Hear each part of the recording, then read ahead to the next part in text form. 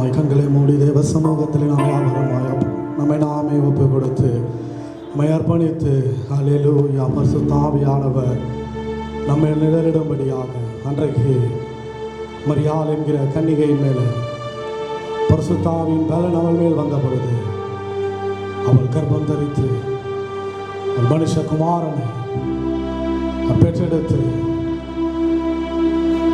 அந்த மனுஷகுமாரன் யோவான் ஸ்நானன் உலகத்திற்கு அறிமுகப்படுத்தும் பொழுது சொல்லுகிறார், இதோ உலகத்தின் பாவத்தை சுமந்து தீர்க்க வந்த தேவாட்டுக்குட்டி என்று சொல்லி உடைய பாவங்களை மன்னித்தாரே, உடைய பாவங்களை மாற்றினாரே. அந்த தெய்வத்தை வணங்கும்படியாய் எவ்வளோ பேர் நல்லவர்கள், எவ்வளோ பேர் அன்பானவர்கள், எவ்வளோ பேர் அழகானவர்கள். இதெல்லாம் எல்லாருக்கும் பொதுவான அடையாளம். ஆனால் இயேசு கிறிஸ்து ஒருவருக்கு மாத்திரமே உண்டான தனிப்பட்ட அடையாளம். அவர் ஒருவரே பரிசுத்தர். ஆகையால் தான் ஏசாயா தீர்க்கதரிசி அவர் தரிசனத்திலே பார்க்கிறார், கேருபீன்களும் சேராபீன்களும் உயரமும் உன்னதமான சிங்காசனத்தில் வீற்றிருக்கிற அதற்கு முன்பதாக பறந்து கொண்டு சேனைகளின் கர்த்தர் பரிசுத்தர் பரிசுத்தர் பரிசுத்தர் என்று சொல்லி அவரை துதித்து கொண்டிருக்கிறது என்று சொல்லி வந்தருளும் தூய ஆவியே அழைப்போமா தேவ சமூகத்தில் நம்ம ஆவியானவர் நம்மை நடத்தும்படியாக.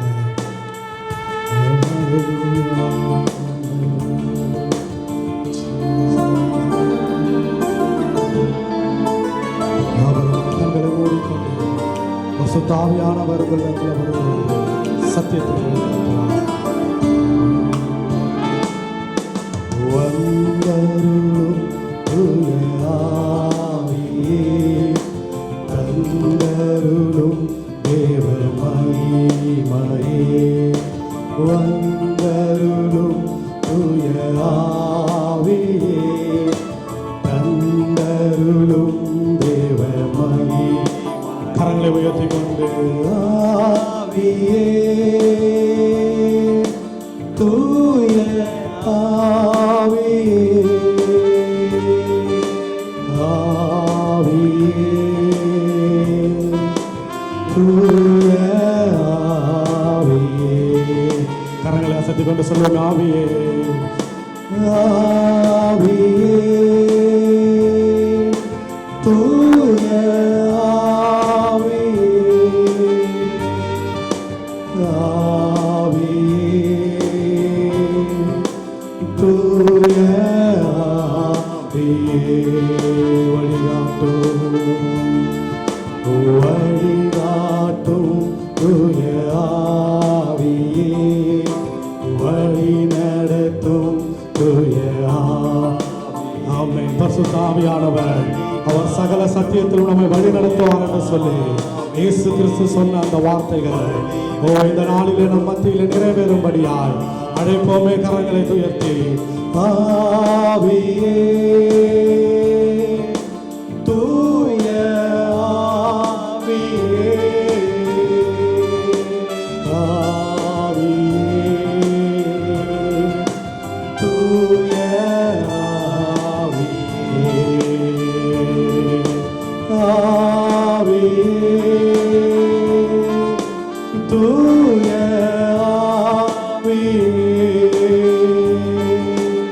ஆவியே உன்னதமானவர். ஆமென் ஹல்லேலூயா. அபிஷேகியோ தூய ஆவியே அபிஷேகியோ தூய ஆவியே அனல் மூட்டும் தூய ஆவி. குளிருமில்லாமல் அனலுமில்லாமல் இருக்கிறாயா தேவ சபையே? அதோ தேவகுமாரன் சபையை கொண்டு போகும்படியாக வந்து கொண்டிருக்கிறார். இந்த நாளிலே அவர் வாந்தி பண்ணி போகாதபடி அவரை உயர்த்துவோமே. ஆவியே தூய ஆவியே ஆவியே தூய ஆவியே ஆவியே தூய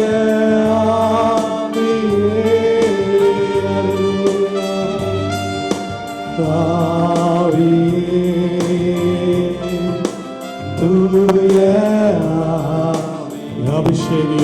சொல்லி கேட்போமே. அபிஷேகியும் வாசப்படுகிற கதவை தட்டி கொண்டிருக்கிறார். எத்தனை பேர் உடைய இருதயத்தில் ஏற்றுக்கொள்வோமே. கடந்த நாட்கள் போதும். இந்த நாட்களிலே நம்முடைய ஜீவனை ஆதாயப்படுத்திக் கொள்ளும்படியா ஒவ்வொரு மனிதனுக்குள்ளாக ஒவ்வொரு தேவ பிள்ளைக்குள்ளாக எழுப்புதல் வரும்படியா அம்மே ஆவியே தூய ஆவியே ஆவியே தூய ஆவியே ஆவியே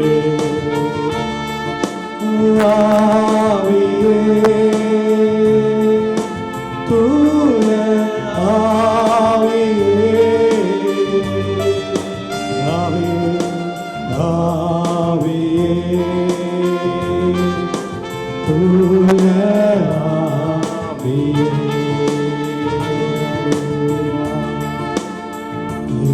ஹல்லேலூயா. நன்றியோடு துதிக்கிறோம் அப்பா, நன்றியோடு துதிக்கிறோம் ராஜா. ஓ மகிமைக்கும் மாட்சிமைக்கும் நீர் ஒருவரே பாத்திரர் ஆண்டவரே. ஆண்டவரே, வெளிப்படுத்தல் புஸ்தகத்திலே நாங்கள் வாசிக்கிறோம். ஓ 24 மூப்பர்களோ தேவ தூதர்களும் அடிக்கப்பட்ட ஆட்டுக்குட்டியானவருடைய அந்த சிங்காசனத்திற்கு முன்பதாக நின்று வல்லமையும் ஐஸ்வர்யமும் கனமும் மகிமையும் துதியும் புகழும் மாட்சிமையும் என்றென்றைக்கோ ஒருவருக்கே உரித்தாவதாக என்று சொல்லி அல்லேலூயா என்று கர்த்தரை ஆர்ப்பரித்து பாடினார்கள். ஓ தேவ சமூகத்தில் வந்திருக்கிற நாம் இன்றைக்கு தேவன் நம்முடைய வீடுகளை தேவ ராஜ்யமாய் நமக்கு மாற்றி கொடுத்திருக்கிறார். சந்தோஷத்தோடு இதற்கு முன்பதாக இந்த நிலைமை இல்லையே, கூடி ஜெபிக்கலையே, கூடி துதிக்கலையே, நம்முடைய வீடுகள் தேவனுடைய துதியின் சத்தத்தினால நிரப்பப்படவில்லையே. இந்த வாய்ப்பை பயன்படுத்திக் கொள்வோம். கர்த்தர் வருகிறதற்கு ஆயத்தமாக இருக்கிறார். அவரை ஏற்றுக்கொள்ள ஆயத்தமாக ஓ பாடி அவரை ஆர்ப்பரித்து நல்ல கரங்களை தட்டுவோமே. ஆமென் ஆமென்.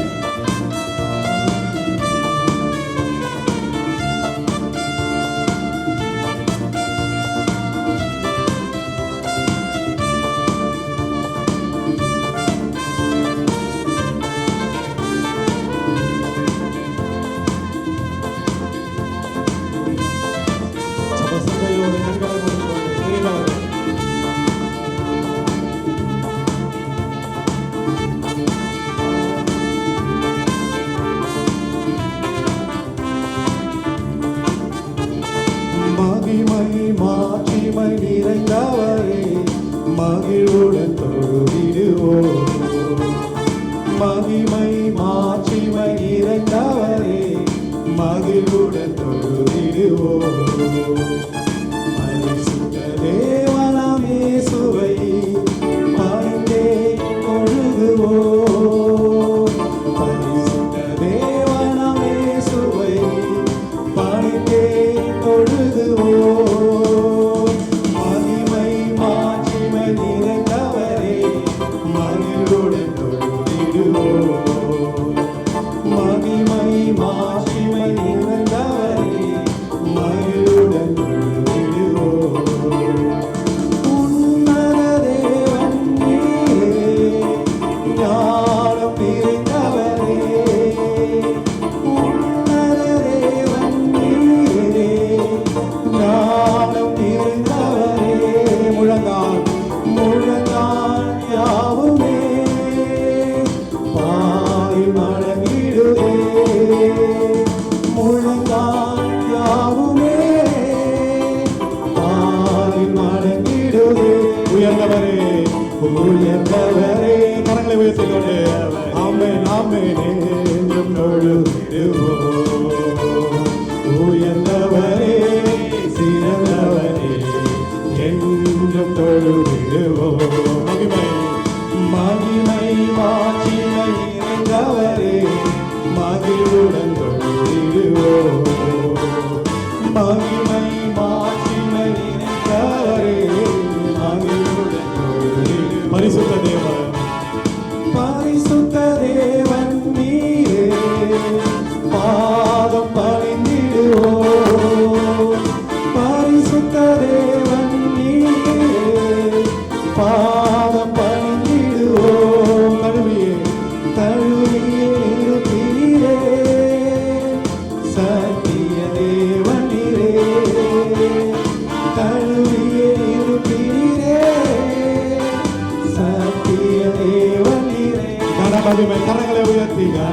மகிமை செலுத்திய நாம் என்றும் தொழுதிடுவோம். கன மகிமை செலுத்திய நாம் என்றும் தொழுதிடுவோம். மகிமை மகிமை மாட்சிமை நிறைந்தவரே மகிழுடன் தொழுதிடுவோம். மகிமை மாட்சிமை நிறைந்தவரே மகிழுடன் தொழுதிடுவோம். நித்திய தேவன் நீரே நீதி நிறைந்தவரே. நித்திய தேவன் நீரே நீதி நிறைந்தவரே. அடைக்கலமானவரே அன்பு நிறைந்தவரே. அடைக்கலமானவரே அன்பு நிறைந்தவரே. கரங்களை போட்டி சொல்லுவோமே. நல்லவரே வல்லவரே என்றும் தொழுதிடுவோம். நல்லவரே வல்லவரே என்றும் தொழுதிடுவோம். மகிமை மாட்சிமை நிறைந்தவரே மகிழுடன் தொழுதிடுவோம். மகிமை மாட்சிமை நிறைந்தவரே மகிழுடன் தொழுதிடுவோம். ஒருவரும் சேரா ஒளியில் வாசம் செய்பவரே. ஒருவரும் சேரா ஒளியில் வாசம் செய்பவரே. ஒளியினை தந்துமே இதயத்தில் வாசம் செய்யும். ஒளியினை தந்துமே இதயத்தில் வாசம் செய்யும். ஒளியிலே அருளிலே என்றும் தொழுதிடுவோம். ஒளி நிறைவே அருளிலே என்றும் தொழுதிடுவோம். உயர்ந்தவரே சிறந்தவரே என்றும் தொழுதிடுவோம். உயர்ந்தவரே உயர்ந்தவரே சிறந்தவரே என்றும் தொழுதிடுவோம். கரங்களை உயர்த்துவோமாக எல்லாருமாய் சேர்ந்து பரிசுத்த தேவன் நீரே பாதம் பணிந்திடுவோம். கழுவிய நீருத்தினீரே சத்திய தேவன் நீரே. கனமகிமை கனமகிமை செலுத்திய நாம் என்றும் தொழுதிடுவோம். கனமகிமை செலுத்திய நாம் என்றும் தொழுதிடுவோம். எங்களை அதிகமாக நேசித்து நடத்துகிற நல்ல தகப்பனே, நல்ல காலை வேளைக்காக நன்றி. உடைய ஆவின் அபிஷேகத்தினாலே நாங்கள் உடைய பரலோக ராஜ்யத்தை சேர தேவன் எங்களுக்கு உதவி செய்வீராக. வார்த்தையை ஆசீர்வதித்துக் கொடுங்க. மறைக்கப்பட்ட மன்னாவை மகன் மூலமாய் தேவன் வெளிப்படுத்துவீராக. உடைய நாமம் ஒன்று மாத்திரம் உயர்த்தப்படுவதாக. ராஜ்யமும் வல்லமையும் துதியும் உறவுக்கு மாத்திரம் உரைத்தாவதாக. மீட்பரேசுவின் வல்லமையுள்ள நாமத்தில் செபிக்கிறோம் நல்ல பிதாவே. ஆமென், ஆமென், ஆமென். Praise the Lord. Hallelujah. Amen.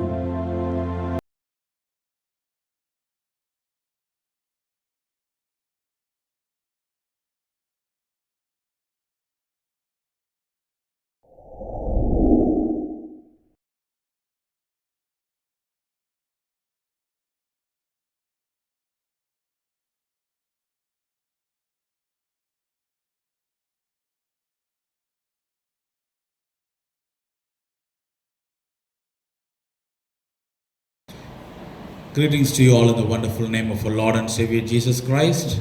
நம்முடைய கர்த்தரும் அருமை இரட்சகருமாகிய இயேசு கிறிஸ்துவின் நாமத்தினாலே உங்கள் அனைவருக்கும் எங்களுடைய வாழ்த்துக்கள். Hope everybody is well, safe and blessed.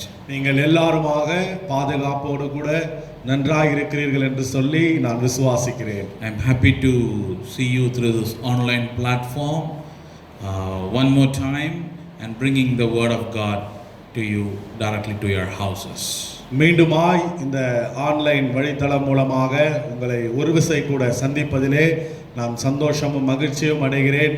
இப்பொழுதும் இந்த தேவ செய்தியை உங்களுடைய வீடுகளுக்கு கொண்டு வருவதை நினைக்கும் பொழுது Today we are going to ponder on a subject called faith in power of God. இன்றைக்கு நாம் தியானம் பண்ண போகிற தலைப்பு என்னவென்று சொன்னால் தேவனுடைய வல்லமையின் மேல் இருக்கிற விசுவாசம். Christian life is living on faith. கிறிஸ்துவ வாழ்க்கை என்பது விசுவாசத்திலே வாழ்வது. And faith is not a word, faith is an action or a deed. இந்த விசுவாசம் என்பது ஒரு வார்த்தை அல்ல, அது ஒரு கிரியையாக ஒரு செயலாக இருக்கிறது. It is easy to say that we live in faith, but it's hard to live in faith unless and until you are living with God. இது விசுவாசத்திலே வாழ்கிறேன் என்று சொல்வது நமக்கு எளிதான ஒரு காரியம்.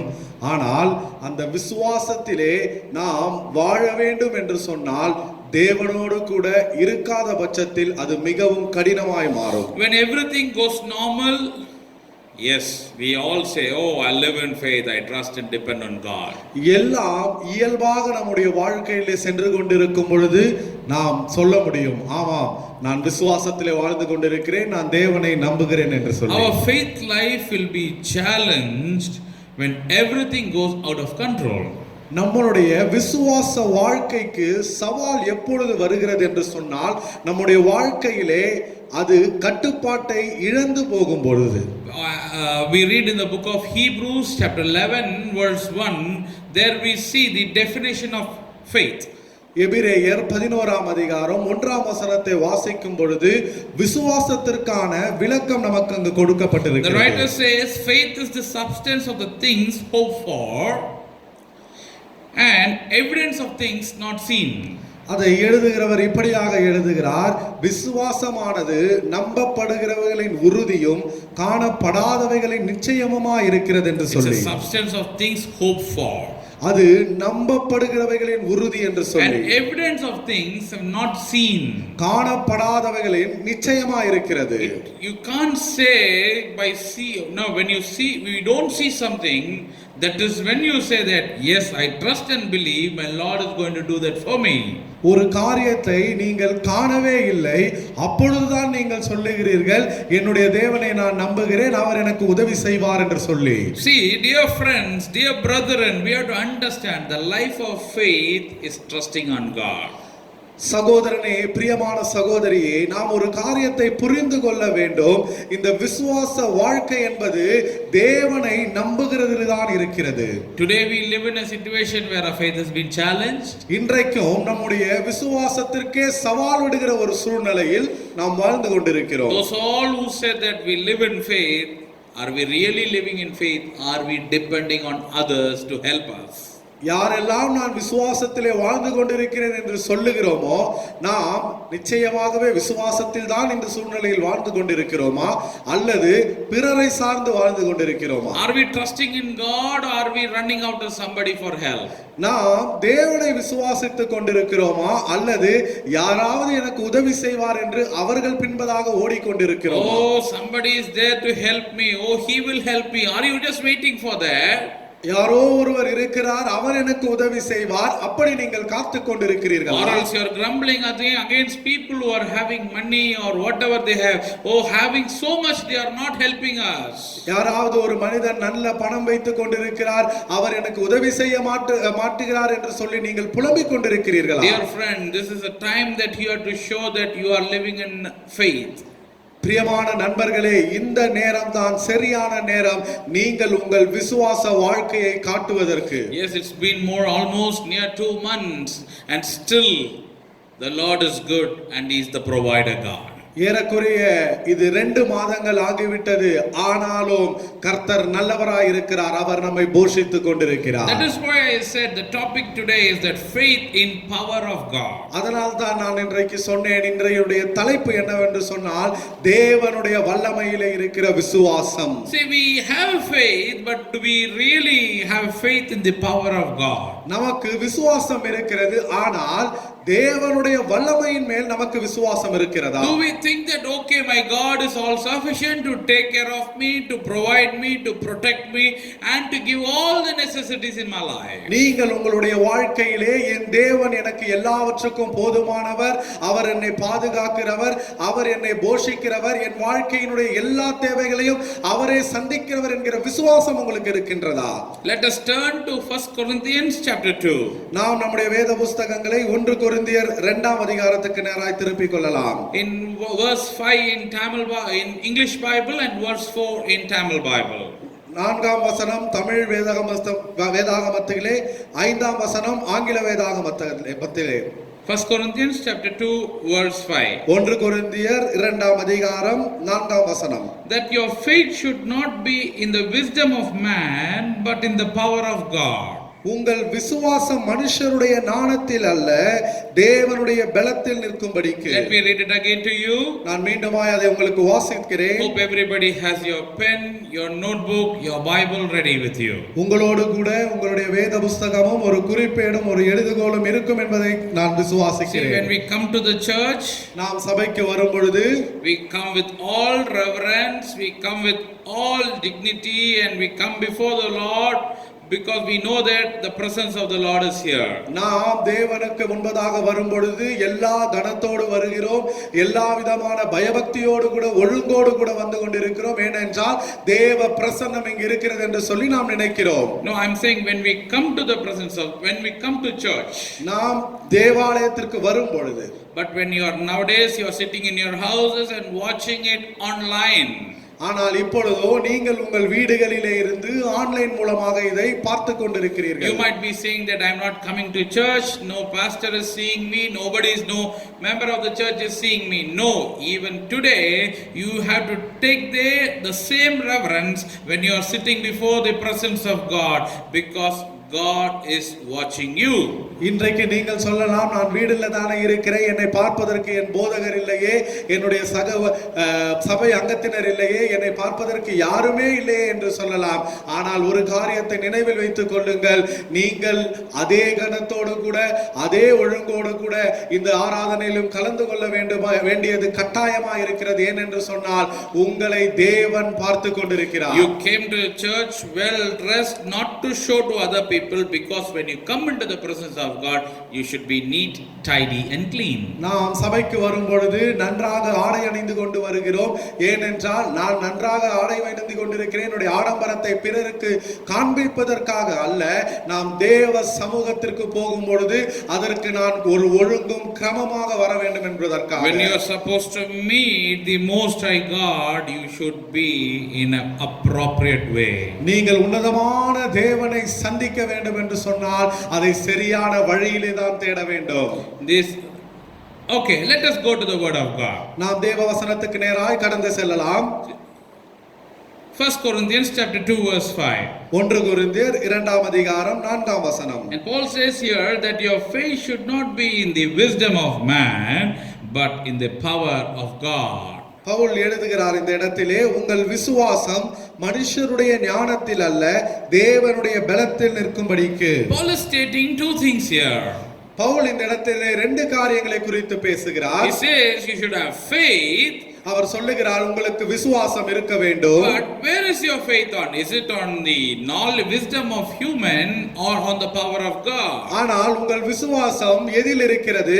மனுஷருடைய ஞானத்திலா அல்லது தேவனுடைய பலத்திலா? Dear friends, understand this verse very carefully. பிரியமான நண்பர்களே, இந்த வசனத்தை மிகவும் கவனமாக புரிந்து கொள்ளுங்கள். Paul says, I don't want you people to trust on the wisdom of man but trust on the power of God. Pavul இந்த இடத்திலே எழுதுகிறார், நீங்கள் மனுஷருடைய ஞானத்தின் மேல் விசுவாசமாய் இருக்க வேண்டும் என்று சொல்லி நான் விரும்பவில்லை, மாறாக நீங்கள் தேவனுடைய வல்லமையின் மேலே விசுவாசமாய் இருக்க வேண்டும். The problem is that today we listen to a lot of things, we see a lot of things and we believe those are all real. இன்றைக்கு பிரச்சனை என்னவென்று சொன்னால், நாம் நிறைய காரியங்களை பார்க்கிறோம், நாம் நிறைய காரியங்களை புரிந்து கொள்கிறோம், நாம் நினைத்துக் கொள்கிறோம் அது எல்லாம் உண்மை என்று சொல்லி.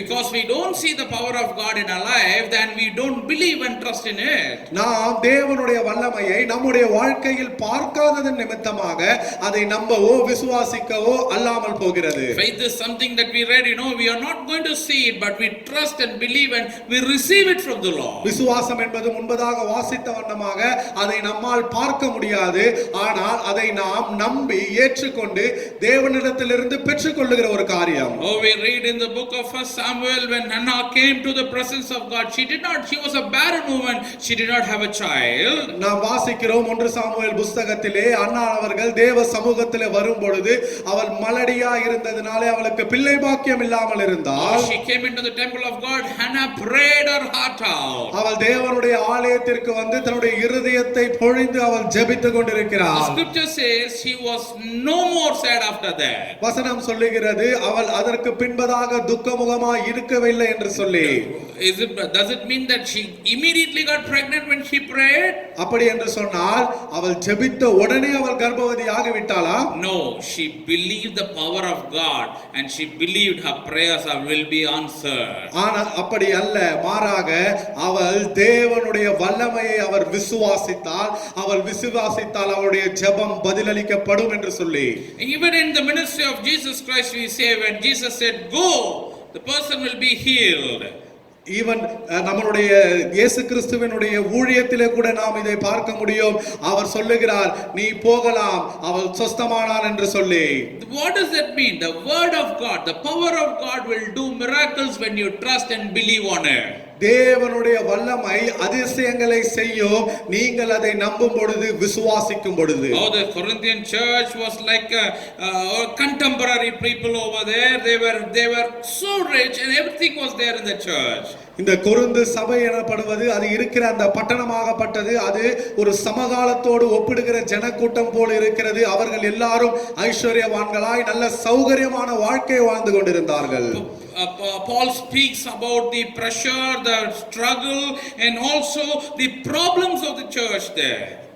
பவுல் இந்த இடத்திலே பேசும் பொழுது அந்த சபையில் இருக்கிற பிரச்சனைகளை குறித்து, அதில் இருக்கிற உபத்திரவங்களை குறித்து, அதில் இருக்கிற பாடுகளை குறித்து எழுதுகிறார். See, everybody has problem, everybody has pressures, everybody has struggle in Christian life. ஒவ்வொருவருக்கும் பிரச்சனை இருக்கிறது, ஒவ்வொருவருக்கும் அழுத்தம் இருக்கிறது, ஒவ்வொருவருக்கும் போராட்டம் இருக்கிறது கிறிஸ்துவ வாழ்க்கையிலே. Only thing is that you have to trust and wait in the presence of God. நாம் செய்யக்கூடிய ஒரே ஒரு காரியம் என்னவென்று சொன்னால், விசுவாசித்து தேவ சமூகத்திலே காத்திருக்க வேண்டும். Paul speaks about two groups. One is that believing and trusting in the wisdom of man.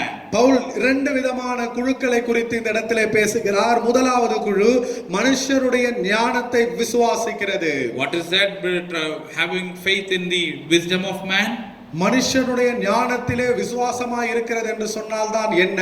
Today in Christian life, the children of God, இன்றைக்கு கிறிஸ்துவ வாழ்க்கையிலே தேவனுடைய பிள்ளைகள், one group of people, they only want to believe somebody, whatever that person says, it's true. சில குறிப்பிட்ட குழுவை சேர்ந்த ஜனங்கள் இருக்கிறார்கள்.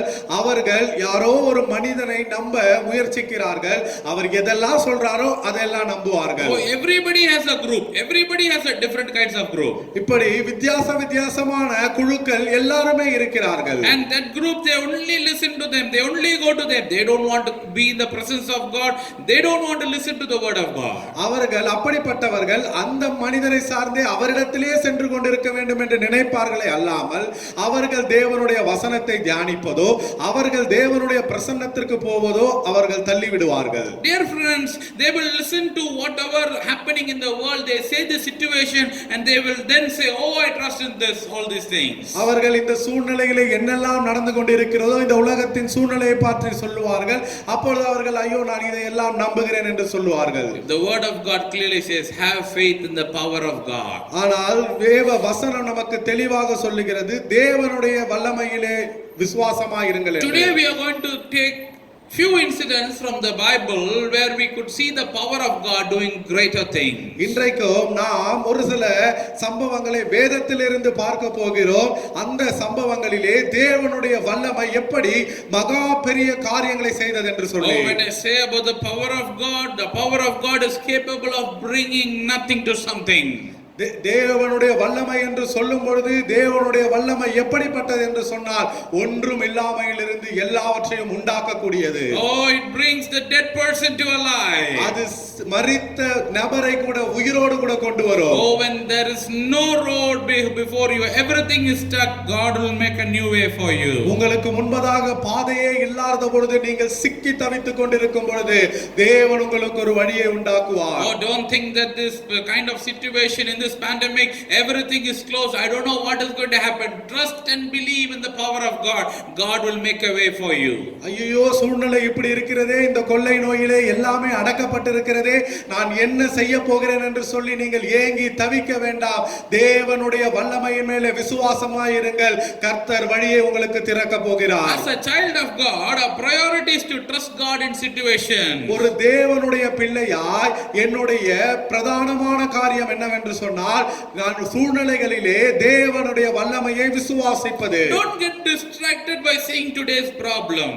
இன்றையுடைய பிரச்சனையை பார்த்து நீங்கள் மனம் தளர்ந்து போகாமல் இருங்கள். God has restored something great for you, my friend. உங்களுக்கு என்று சொல்லி ஒரு பெரிய காரியத்தை ஏற்கனவே தேவன் நியமித்து வைத்திருக்கிறார் என்னுடைய நண்பர்களே. Oh, those who wait upon the Lord shall renew their strength. கர்த்தருக்கு காத்திருக்கிறவர்கள் அவர்கள் தங்கள் புதுபலன் அடைகிறார்கள். Whatever may be the situation, எப்படிப்பட்டதான சூழ்நிலையாக வேண்டுமானாலும் don't run behind man. ஒரு நாளும் நீங்கள் தேவனுக்கு மனிதனுக்கு முன்பதாக ஓடாமல் இருங்கள். Oh, don't think in your heart, is good this person, shall I ask help from this person, shall I ask from the help from that person. இந்த மனுஷங்கிட்ட நாம உதவி கேட்கலாமா, அந்த மனுஷங்கிட்ட உதவி கேட்கலாமான்னு உங்க இருதயத்திலே நீங்கள் நிலைக்காமல் இருங்கள்.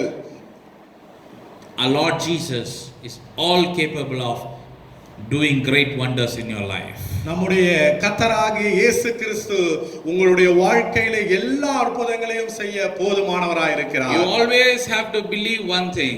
நீங்கள் எப்பொழுதுமே ஒரு காரியத்தை மாத்திரம் நீங்கள் விசுவாசிக்க வேண்டும். God created everything, then he created Adam.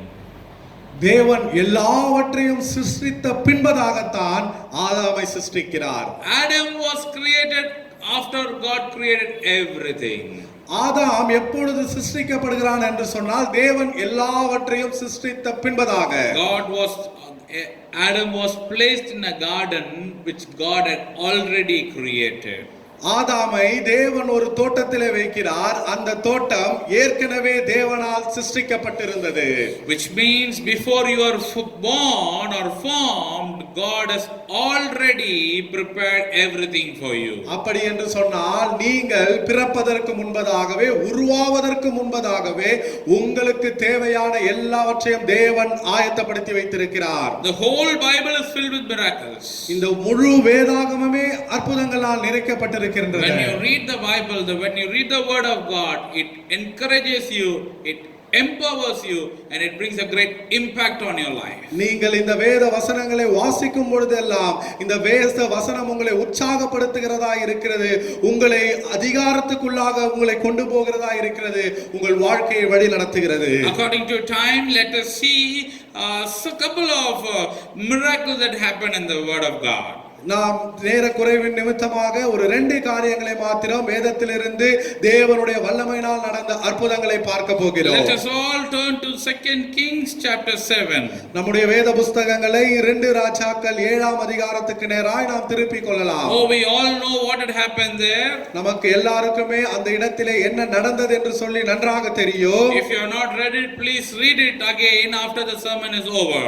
நீங்கள் இதுவரை வாசித்ததில்லை என்று சொன்னால் இந்த பிரசங்கம் முடிந்த பின்பதாக தயவு செய்து அதை படித்து பாருங்கள். You can start from chapter 6 verse 24 till chapter 7 verse 20. நீங்கள் 6ஆம் அதிகாரம் 24ஆம் வசனத்திலிருந்து நீங்கள் 7ஆம் அதிகாரம் 20ஆம் வசனம் வரைக்கும் வாசிக்கலாம். Let us read chapter 7 verse 16. நாம் 7ஆம் அதிகாரம் 16ஆம் வசனத்தை வாசிப்போம். Then the people went out and plundered the tents of the Syrians.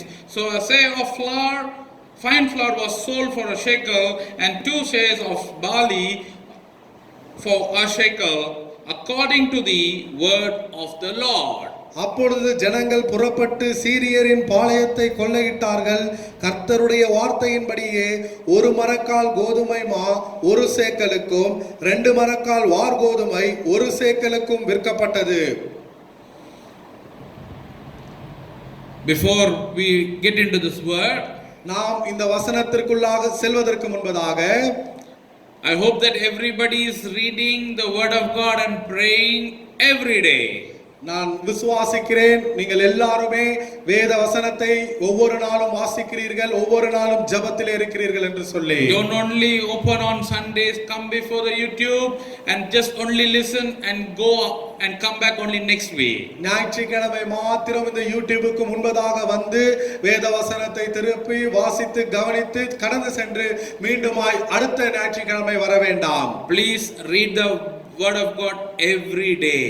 தயவு செய்து தேவனுடைய வசனத்தை ஒவ்வொரு நாளும் வாசியுங்கள். Unless you read the word of God, you will not know the power of God. நீங்கள் தேவனுடைய வார்த்தையை வாசிக்காத பட்சத்தில் தேவனுடைய வல்லமையை அறிந்து கொள்ள முடியாது. Without knowing the power of God, you cannot live on a life of faith. நீங்கள் தேவனுடைய வல்லமையை அறிந்து கொள்ளாத பட்சத்தில் ஒரு விசுவாச வாழ்க்கையை வாழ முடியாது. So read the Bible every day. ஆகவே ஒவ்வொரு நாளும் வேதத்தை வாசியுங்கள். So this particular chapter speaks about a great famine in the land called Samaria. இந்த குறிப்பிட்ட அதிகாரம் சமாரியா என்கிற ஒரு தேசத்திலே ஒரு நிலத்திலே நடக்கிற ஒரு மிகப்பெரிய பஞ்சத்தின் நாட்களை குறித்து பேசுகிறது. And this famine is not natural but it is man made. இந்த குறிப்பிட்ட பஞ்சமாகப்பட்டது அது இயற்கையாய் உருவானது அல்ல, அது ஒரு மனுஷனால் உருவாக்கப்பட்டது. The enemy, the country, the Syrians, they came and they captured, they put a fence around the city of Samaria. இந்த சத்துருக்களாகப்பட்ட அந்த சீரியர்களுடைய படை இந்த சமாரியா என்கிற அந்த பட்டணத்தை சுற்றி ஒரு ராணுவத்தை நிறுத்தி அதை பிடிக்க முயற்சிக்கிறது. They did not allow anybody to come in, neither go out. அவர்கள் அந்த பட்டணத்திற்குள்ளாக யாரும் வருவதற்கோ அல்லது யாரும் அதை விட்டு கடந்து போவதற்கோ அனுமதிக்கவில்லை. So they stopped all their food supply. ஆகையால் அவர்கள் அந்த ஊருக்கு போக வேண்டிய எல்லா உணவு பரிமாற்றங்களையும் நிறுத்திவிட்டார்கள். So they didn't want anything good to go into that land of Samaria. அந்த சமாரியாவினுடைய நிலத்திற்கு எந்த விதமான நன்மையும் போகக்கூடாது என்பதை அவர்கள் நினைத்தார்கள். Oh, whatever they had, the people were just eating and everything got over now. என்னெல்லாம் அந்த ஜனங்க கிட்ட இருந்ததோ அது எல்லாம் அவங்க சாப்பிட்டார்கள், இப்பொழுது எல்லாம் தீர்ந்து போனது. See, the word of God clearly says the head of one donkey was sold for 80 shekels of silver. இந்த வசனம் தெளிவாக நமக்கு சொல்லுகிறது ஒரு கழுதை தலை 80 வெள்ளி காசுக்கு விற்கப்பட்டது என்று சொல்லி. And few dove droppings were being sold for 5 shekels. புறாக்களுக்கு போடுகிற கார்படி பயிறு 5 வெள்ளி காசுக்கு விற்கப்பட்டது என்று சொல்லி. See, the situation was so bad. அந்த சூழ்நிலை மிகவும் மோசமாக இருக்கிறது. And not only that, there was 2 women who came to the king. அது மாத்திரமல்ல 2 ஸ்திரீகள் ராஜாவினிடத்தில் வருகிறார்கள். And they say, one woman says, Lord, I want a justice in this case. ஒரு ஸ்திரீ ராஜாவை பார்த்து சொல்லுகிறார், ராஜாவே எனக்கு நீதி கிடைக்க வேண்டும் என்று சொல்லி. And the king is asking, what had happened? ராஜா கேட்கிறார், என்ன நடந்தது? And the woman says, we two are friends, we have 2 children. அந்த ஸ்திரீ சொல்லுகிறார், நாங்கள் இருவரும் நண்பர்கள், எங்களுக்கு 2 பிள்ளைகள் இருக்கிறார்கள். So I have a son and she also has a son. எனக்கு ஒரு மகன் இருக்கிறார், அவளுக்கும் ஒரு மகன் இருக்கிறார். Because of the intents of the famine, இந்த பஞ்சத்தினுடைய கொடுமையின் காரணமாக we both agreed that one day we will cook my son, the other day we will cook her son. நாங்கள் இருவரும் ஒரு ஒப்பந்தம் போட்டுக் எடுத்துக்கொண்டோம். ஒரு நாள் என்னுடைய பிள்ளையை சமைக்க வேண்டும், இன்னொரு நாள் அவளுடைய பிள்ளையை சமைக்க வேண்டும் என்று. Oh, this woman said, we killed our son and we ate it. Now, when we asked for her son, she has hid her son now. அந்த ஸ்திரீ சொல்லுகிறார், நேற்றைய தினத்திலே நாங்கள் என்னுடைய மகனை புசித்தோம், இப்பொழுதோ அவளுடைய மகனை கொடுக்க வேண்டும் என்று சொல்லும் பொழுது அவள் இல்லை என்கிறார். Dear friends, this is the state of that place called Samaria. பிரியமான நண்பர்களே, சமாரியாவினுடைய நிலைமை இதுதான். Oh, what a pathetic state. எப்படிப்பட்டதான ஒரு கவலைக்கிடமான ஒரு நிலைமை அது. Do you think this state is going to get over? இந்த நிலைமை மாறும் என்று சொல்லி நீங்கள் நினைக்கிறீர்களா? The power of God can do anything. தேவனுடைய வல்லமை எதையும் செய்யக்கூடும். The power of God can create something new for you. தேவனுடைய வல்லமை உங்களுக்காக புதிதான காரியத்தை உண்டாக்க முடியும். Oh, you have to trust and you have to believe. நீங்கள் அதை நம்ப வேண்டும், நீங்கள் அதை விசுவாசிக்க வேண்டும். Every day morning you get up, you see, oh, the share market is crashing, oh, this is happening, oh, that is happening. You start to see those things, you will never grow in faith. நீங்கள் ஒவ்வொரு நாளும் எழுந்திருக்கும் பொழுது ஐயையோ share market விழுந்து விட்டதே, இது நடக்கிறதே, அது நடக்கிறதே என்று சொல்லி இதை பார்த்து கொண்டிருப்பீர்கள் என்று சொன்னால் ஒரு நாளும் விசுவாசத்திலே வளர மாட்டீர்கள். We know a person by his words whether he has God or he is looking unto the wisdom of people. நாம் ஒரு மனிதனை பார்க்கும் பொழுதே கண்டுபிடித்து முடியும் அவன் தேவனோடு கூட இருக்கிறானா அல்லது மனுஷனுடைய ஞானத்தை நம்பிக்கொண்டிருக்கிறானா. A person who trusts and believe in God will say, whatever happen, I have an almighty God who will take care of me. He will never leave me nor forsake me. தேவனோடு கூட இருக்கிற அந்த மனுஷன் சொல்லுவான், என்ன என் வாழ்க்கையில நடந்தாலும் பரவாயில்லை, நான் அதை பற்றி கவலைப்பட மாட்டேன், எனக்கு ஒரு தேவன் இருக்கிறார், அவர் என்னை ஆசீர்வதிப்பதற்கு போதுமானவர், அவர் என்னை கைவிடுவதும் இல்லை, என்னை விட்டு விலகுவதும் இல்லை என்று. See, if your life is according to what God expects, why do you worry then? நீங்கள் உங்களுடைய வாழ்க்கை தேவனுடைய எதிர்பார்ப்புக்கு சமமாக இருக்கிறது என்று சொன்னால் ஏன் பின்பு கவலைப்படுகிறீர்கள்? 40 years the children of Israel was fed by God. 40 வருஷம் இஸ்ரவேல் ஜனங்கள் தேவனாலே போஷிக்கப்பட்டார்கள். When they were in the wilderness 40 years, every day, and on the Sabbath day he would have given bread before the day before. அவர்கள் 40 வருஷம் வனாந்திரத்திலே இருந்த பொழுது எல்லாமே ஒவ்வொரு நாளும் அவர்கள் போஷிக்கப்பட்டார்கள். ஓய்வு நாள் அன்றோ அவர்களுக்கு முந்தைய நாளே தேவைகள் சந்திக்கப்பட்டது. Let me just say something to you. ஒரு காரியத்தை உங்களோடு கூட நான் சொல்லுகிறேன். The bank may go without money. வங்கிகள் பணம் இல்லாமல் போகலாம். The government may go without money. அரசாங்கம் பணம் இல்லாமல் போகலாம். But you and I have a heaven which will never run short of things. நமக்கு ஒரு பரலோகம் இருக்கிறது. அந்த பரலோகம் ஒரு நாளும் ஒரு காரியத்திலும் குறைவுபடுவதே இல்லை. I am encouraging you this morning saying that don't be worried. Have faith in the power of God. You and your household will be saved. இந்த காலை வேளையிலே நான் உங்களை உற்சாகப்படுத்தும்படியாய் சொல்லுகிறேன். கவலைப்படாதிருங்கள், தேவனுடைய வல்லமை மேலே விசுவாசமாயிருங்கள், நீங்களும் உங்கள் வீட்டாரும் ரட்சிக்கப்படுவீர்கள். The one who called you is not ordinary. He is the almighty God who created everything here. உங்களை அழைத்தவர் அவர் சாதாரணமானவர் அல்ல, அவரே சர்வ வல்லமையுள்ள தேவன், எல்லாவற்றையும் சிருஷ்டித்தவர். See, when the king heard these two women speaking, he tore his clothes and said, let me go kill the prophet of God, Elisha. இந்த இடத்திலே இந்த ராஜா இந்த காரியங்களை கேட்டுக்கொண்டிருக்கும் பொழுது அவர் சொல்லுகிறார், தன்னுடைய வஸ்திரங்களை கிழித்து கொண்டு நான் சென்று அந்த எலிசா தீர்க்கதரிசியை கொன்று போடுகிறேன் என்று. Hallelujah. Hallelujah. What did he do? அவர் என்ன செய்தார்? What did he do?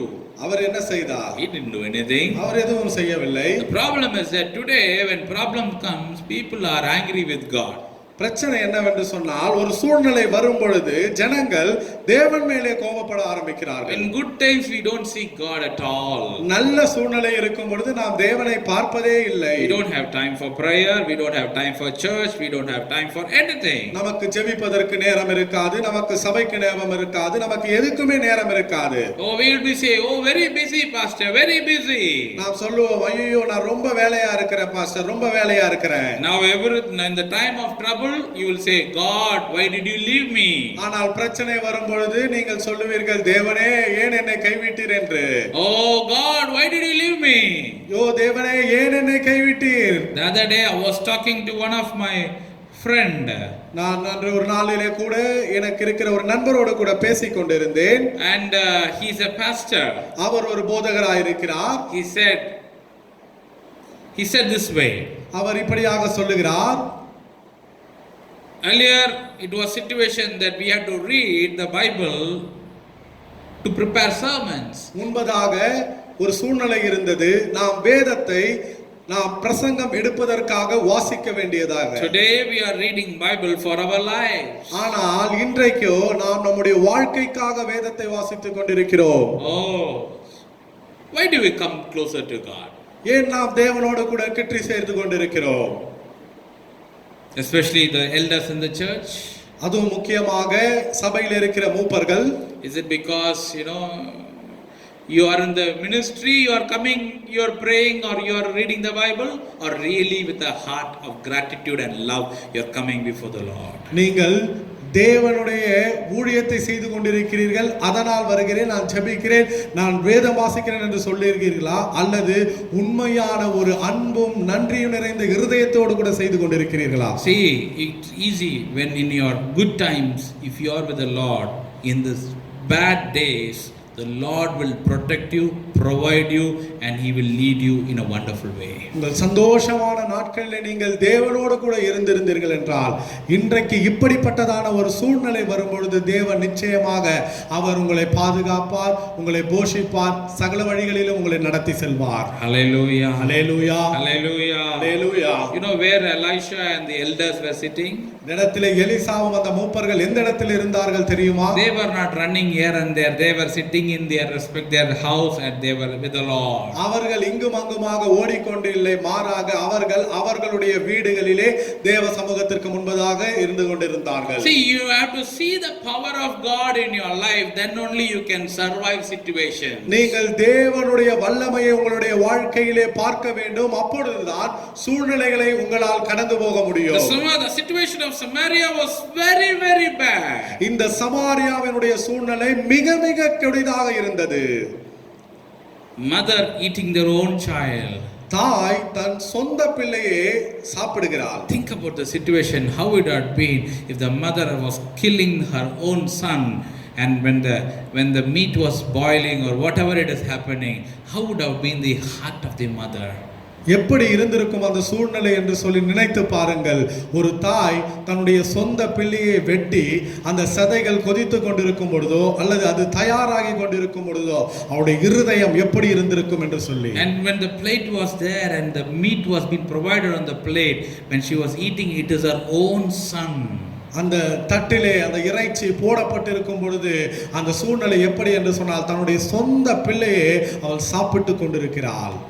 Oh, that was a very bad, pathetic situation. அது மிகவும் கொடிதான கவலைக்கிடமான ஒரு சூழ்நிலை. A donkey head for 80 shekels. ஒரு கழுதை தலை 80 வெள்ளி காசு. Few droppings of dough for 5 shekels. புறாக்களுக்கு போடுகிற கார்படி பயிறு 5 வெள்ளி காசு. Mothers eating son. ஸ்திரீகள் தாயானவர்கள் தங்களுடைய மகன்களை சாப்பிடுகிறார்கள். But the word of God comes in a different way. ஆனால் தேவனுடைய வார்த்தை வித்தியாசமான வழியிலே வருகிறது. The word of God comes with the power of God. தேவனுடைய வார்த்தை தேவனுடைய வல்லமையோடு கூட வருகிறது. Chapter 7 verse 1 and 2. 7ஆம் அதிகாரம் 1-2 வசனம். And then Elisha said, "Hear the word of the Lord. Thus says the Lord, tomorrow about this time a seah of fine flour shall be sold for a shekel, and 2 seah of barley for a shekel at the gate of Samaria." அப்பொழுது Elisha, கர்த்தருடைய வார்த்தையை கேளுங்கள், நாளை இந்நேரத்தில் சமாரியாவின் வாசலிலே 1 மரக்கால் கோதுமை மா 1 சேக்கலுக்கும் 2 மரக்கால் வார்கோதுமை 1 சேக்கலுக்கும் விற்கப்படும் என்று கர்த்தர் சொல்லுகிறார் என்றான். அப்பொழுது ராஜாவுக்கு கைலாக கொடுக்கிற பிரதானி ஒருவன். Verse 1. 1ஆம் வசனம். Okay. Here the situation is that 1 donkey head for 80 shekels of silver. இந்த சூழ்நிலை எப்படி என்று சொன்னால், ஒரு கழுதை தலை 80 வெள்ளி காசு. But the word of God says a say of fine flour for 1 shekel. ஆனால் தேவனுடைய வசனம் சொல்லுகிறது 1 மரக்கால் கோதுமை மா 1 சேக்கல் என்று சொல்லி. And the situation is that few cow dow droppings for 5 shekels. ஆனா சூழ்நிலை எப்படி இருந்தது என்று சொன்னால், அந்த புறாக்களுக்கு போடுகிற கார்படி பயிறு 5 வெள்ளி காசுக்கு இருந்தது. But the word of God says 2 seahs of barley for 1 shekel. ஆனால் கர்த்தருடைய வார்த்தை வரும் பொழுது 2 மரக்கால் வார்கோதுமை 1 சேக்கலுக்கு விற்கப்படும் என்று. The power of God is there in the word of God. தேவனுடைய வல்லமை தேவனுடைய வார்த்தையிலே இருக்கிறது. The power of God clearly speaks here. தேவனுடைய வல்லமை மிக தெளிவாக இங்கே பேசுகிறது. The situation can never hold what the power of God is going to do. சூழ்நிலை தேவனுடைய வல்லமை எதை செய்ய போகிறதோ அதை ஒரு நாளும் தடுக்க முடியாது. When the word of God came and when Elijah said this word of God, the officer, the captain of the army, the captain of the king's army saying no no no no no no. அந்த வார்த்தைகளை Elisha வந்து இந்த காரியங்களை குறித்து தீர்க்கதரிசனமாய் உரைத்த பொழுது அந்த ராஜாவுடைய ராணுவத்தினுடைய தளபதி சொல்லுகிறார், இல்லை இல்லை இல்லை இல்லை என்று சொல்லி. And he says in verse 2, look, if the Lord would make windows in heaven, could this thing be? அந்த வசனம் 2ஆம் வசனத்திலே நாம் வாசிக்கிறோம். 7ஆம் அதிகாரத்திலே, இதோ கர்த்தர் வானத்திலே மதகுகளை உண்டாக்கினாலும் இப்படி நடக்குமா என்றான். You, an ordinary man, cannot believe the power of God. நீங்கள் சாதாரணமானவர்கள் ஆகையால் தேவனுடைய வல்லமையை நம்ப முடியாது. No, I'm saying an ordinary man cannot believe the power of God. ஒரு சாதாரண மனிதன் தேவனுடைய வல்லமையை நம்ப முடியாது. Only those are filled with the spirit of God can only believe and trust in the power of God. தேவனுடைய ஆவியினாலே நிரப்பப்பட்டவர்கள் மாத்திரமே தேவனுடைய வல்லமையை நம்பவோ விசுவாசிக்கவோ முடியும். The situation is very bad. இந்த சூழ்நிலை மிகவும் கொடுமையாக இருக்கிறது. The prophet says tomorrow by this time. ஆனால் எலிசா தீர்க்கதரிசி சொல்லுகிறார், நாளைக்கு இன்ற நேரம் என்று சொல்லி. Yes, the ordinary man could not believe, so he say even if God puts windows and opens the windows, this cannot happen. சாதாரண மனிதன் இதை நம்ப முடியாது. ஆகத்தான் அவன் சொல்லுகிறான், தேவன் வானத்தினுடைய பதகளை திறந்தாலும் இது நடக்காது என்று சொல்லி. Let me ask a question today. இன்றைய காலை வேளையிலே ஒரு கேள்வி உங்களிடத்திலே கேட்கிறேன்.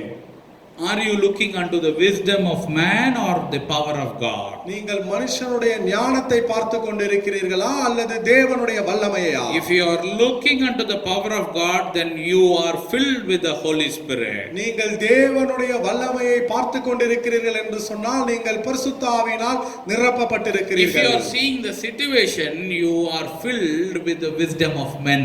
நீங்கள் சூழ்நிலையை பார்த்து கொண்டிருக்கிறீர்கள் என்று சொன்னால் நீங்கள் மனுஷனுடைய ஞானத்தினாலே நிரப்பப்பட்டிருக்கிறீர்கள். See, you open a news channel, bad news. நீங்கள் ஒரு செய்தி சேனலை திறக்கும் பொழுது கெட்ட செய்தி. You open, you look into a newspaper, all things, the situation is very bad. நீங்கள் செய்தித்தாளை பார்க்கும் பொழுது எல்லா காரியமும் ரொம்ப மோசமாக ஒரு சூழ்நிலையில் இருக்கிறது. Oh, there are a lot of YouTube channels people follow, WhatsApp people follow, all saying this happened, that's going to happen. யூடியூபை பார்க்கிறவர்கள், வாட்ஸ்அப்பை பார்த்து கொண்டிருக்கிறவர்கள் எல்லாரும் சொல்லுகிறார்கள், இது நடக்கிறது, அது நடந்து கொண்டிருக்கிறது என்று சொல்லி. But those who look into the word of God and look into the face of God, ஆனால் யாரெல்லாம் தேவனுடைய வார்த்தையை பார்த்து தேவனுடைய முகத்தை பார்க்கிறார்களோ, they will say, I have a God Almighty. அவர்கள் சொல்லுவார்கள், எனக்கு ஒரு தேவன் இருக்கிறார், அவர் சர்வ வல்லமை உள்ளவர் என்று. Hallelujah. Hallelujah. Hallelujah. Hallelujah. My My brother, my sister, this morning let me encourage you. என் சகோதரனே என் சகோதரியே இந்த காலை வேளையிலே நான் உங்களை உற்சாகப்படுத்தட்டும். Don't see the situation. ஒரு நாளும் சூழ்நிலையை பாராமல் இருங்கள். Wait in the presence of God. தேவனுடைய பிரசன்னத்திலே காத்திருங்கள். Your situation is nothing for God. உங்களுடைய சூழ்நிலை தேவனுக்கு முன்பதாக ஒன்றுமே இல்லை. Don't run after saying that I'm going to get something from here, something from there. Wait in the presence of God. Your blessing will be there. எனக்கு அங்க இருந்து ஏதாவது கிடைக்கும், இங்க இருந்து ஏதாவது கிடைக்கும்னு சொல்லிட்டு ஓடாமல் இருங்கள். தேவ பிரசன்னத்திலே காத்திருங்கள். Yes, this is a tough situation. Only God can help you. ஆம், இது கடினமான ஒரு சூழ்நிலை தான். ஆனால் இந்த சூழ்நிலையிலோ தேவன் மாத்திரமே உங்களுக்கு உதவி செய்ய முடியும். Those who believe in the name of the Lord and Savior Jesus Christ will never perish. கர்த்தருடைய அருமை இரட்சகருமாகிய இயேசு கிறிஸ்துவின் நாமத்தினாலே விசுவாசமாய் இருக்கிற ஒவ்வொருவரும் அவர்கள் அழிந்து போவதில்லை. Young lion may lack for food and run here and there, but those who trust in the name of the Lord will never ever be ashamed. சிங்கக்குட்டிகள் தாழ்ச்சி அடைந்து பட்டினியாய் இருக்கும், ஆனால் தேவனுடைய நாமத்தை விசுவாசித்து அவருடைய பிரசன்னத்திலே இருக்கிறவர்கள் அவர்கள் ஒரு நாளும் வெட்கப்பட்டு போனதில்லை. Situation bad, but the word of God is good. சூழ்நிலை மோசமானது, ஆனால் தேவனுடைய வார்த்தை நல்லது. But the word of God, if you have to believe this word of God, you should be filled with the power of God and the Spirit of God. நீங்கள் இந்த தேவனுடைய வார்த்தையை விசுவாசிக்க வேண்டும் என்று சொன்னால் நீங்கள் தேவனுடைய வல்லமையினாலோ அல்லது தேவ ஆவியினாலோ நிரப்பப்பட்டிருக்க This வேண்டும். morning, let me just encourage you by saying, இந்த காலை வேளையிலே உங்களை உற்சாகப்படுத்தும்படியாய் நான் சொல்லுகிறேன். the word of God happened the very next day. இந்த தேவனுடைய வார்த்தை எப்பொழுது வருகிறது என்று சொன்னால் அதற்கு அடுத்த நாளே வருகிறது. What had happened? என்ன நடந்தது? The Lord had brought a big sound, noise in the camp of the Syrians. சீரிய படைகள் மத்தியிலே ஒரு மிகப்பெரிய ஒரு ஒலியை கேட்கும்படியாக தேவன் செய்கிறார். The Syrians, they thought that the king of Samaria had went and asked help from another kings and they are coming to kill us. இந்த சீரிய படை என்ன நினைத்தது என்று சொன்னால் இந்த சமாரியா நாட்டின் ராஜா வேறு ராஜாக்களிடத்திலே போய் உதவி கேட்டு விட்டார், அவர்கள் படைகள் எல்லாம் சேர்ந்து நம்மை கொல்லும்படி வருகிறது என்று. So they all left their belongings and ran away. அவர்கள் தங்களுடைய உடைமைகள் எல்லாவற்றையும் விட்டு ஓடி போக ஆரம்பித்தார்கள். There was nobody there. அங்கே யாருமே இல்லை. But there were few lepers. அந்த இடத்திலே சில குஷ்டரோகிகள் இருக்கிறார்கள். They said, okay, let us go. Anyway, we are going to die. Let us go into the enemy's camp. At least let us see if there is any food available. அந்த குஷ்டரோகிகள் யோசிக்கிறார்கள், எப்படியும் நாம மடிந்து தான் போக போறோம், நாம சத்துருவினுடைய எல்லைக்கு போவோம், அங்கேயாவது நமக்கு உணவு கிடைக்கிறதா என்று பார்க்கலாம் என்று. They went there. For their amazement, there was nobody there. அந்த இடத்தில் அவர்கள் செல்லுகிறார்கள். அவர்களுக்கு வியப்பான காரியம் என்னவென்றால் அங்கே ஒருவருமே இல்லை. So they ate everything and they came and they passed the message inside at the gate, and the rest the next day what we read in chapter 7 verse 16.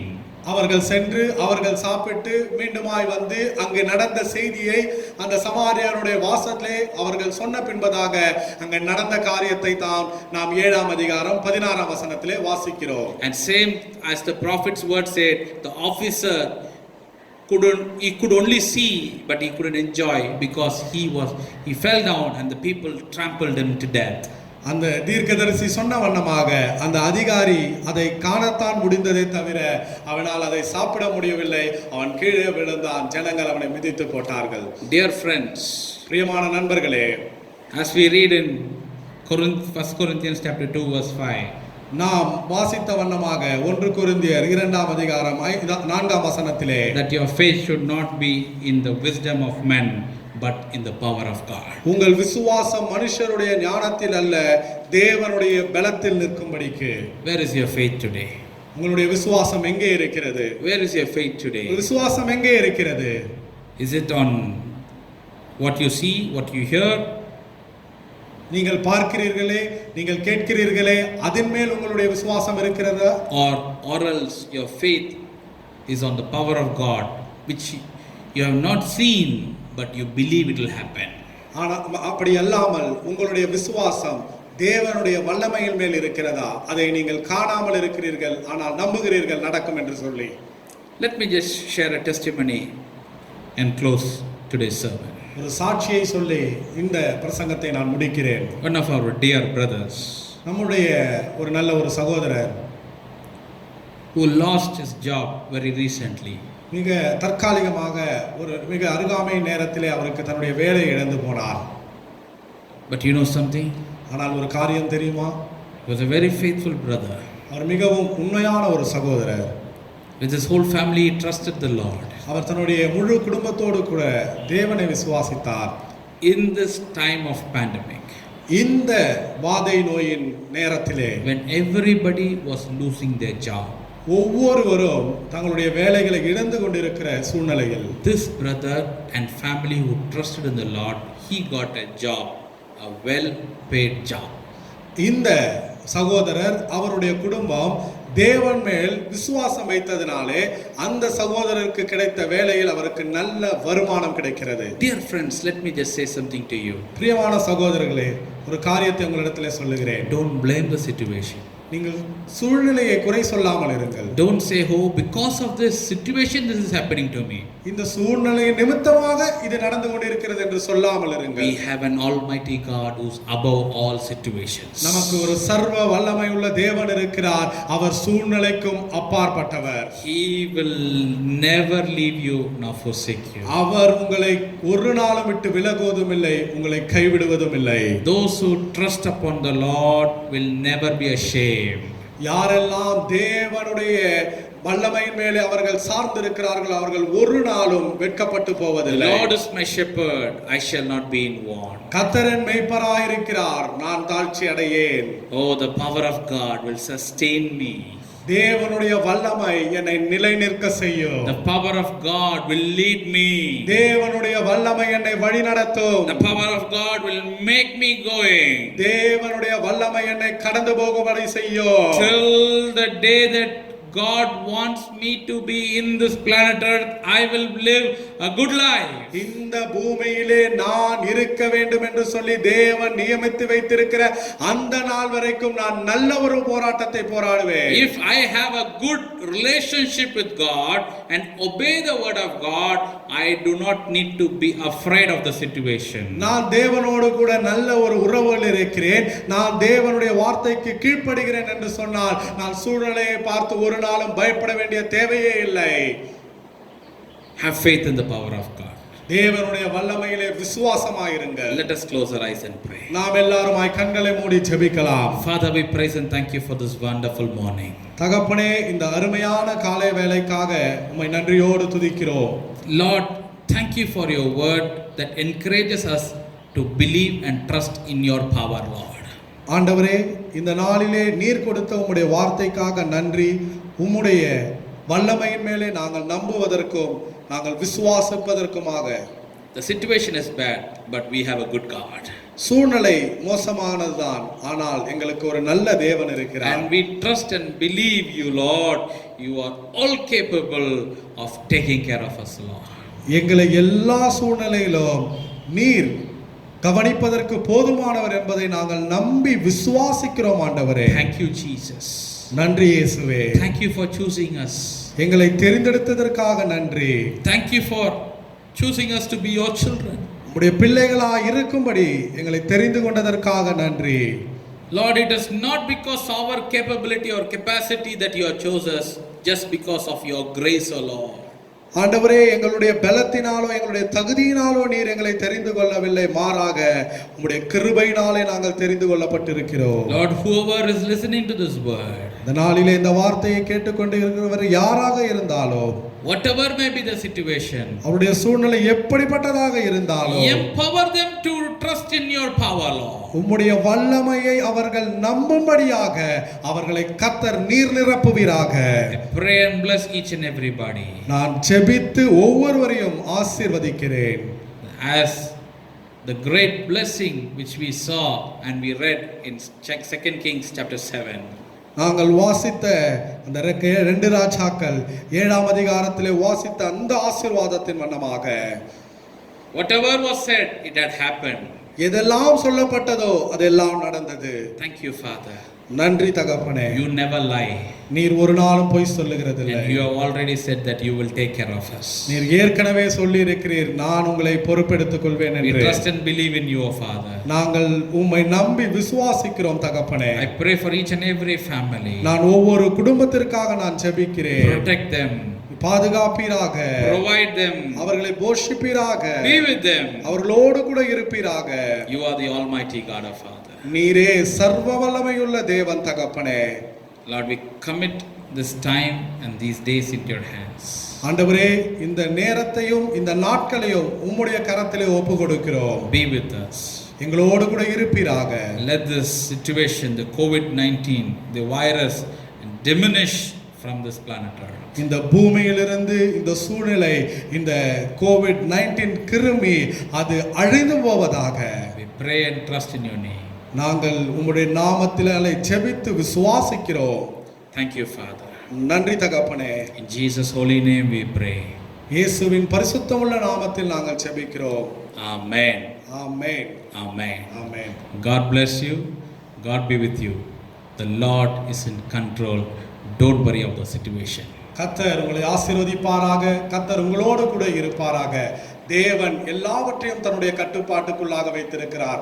சூழ்நிலைகளை பார்த்து பயப்படாமல் இருங்கள். Amen. ஆமென்.